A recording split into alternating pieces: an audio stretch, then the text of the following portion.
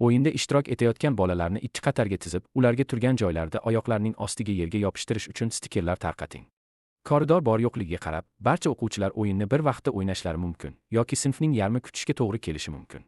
Tashkil etish tugagach, tushuntirish bergan asosiy o'qituvchilar ipning uchlarini ushlab, oldinga va orqaga harakat qilishga tayyorlanadilar. Keyinchalik shakllar yaratish uchun ipni uzun bo'laklarga kesib, ularni o'rtasidan bukib ushlang. Oldinga orqaga sekin harakatlanar ekan, balandlik va burchakni sozlang. Bolalar ip ustidan qadam boshlab yoki uning ostidan egilib o'tib, undan qochishlari mumkin. Bola ipdan qochib o'tgach, uni yana stiker yopishtirilgan joyga qaytaring. Jarayon o'rtasida ham balandlik yoki burchakni o'zgartirish mumkin. O'yin bolalar o'yin davomida ipdan yasalgan shakllardan o'tadigan tarzga o'zgartiriladi. Boshqa o'qituvchilar juftliklari bilan mos vaqtlarda navbatma-navbat almashing, shunda kuchingizni tejaysiz.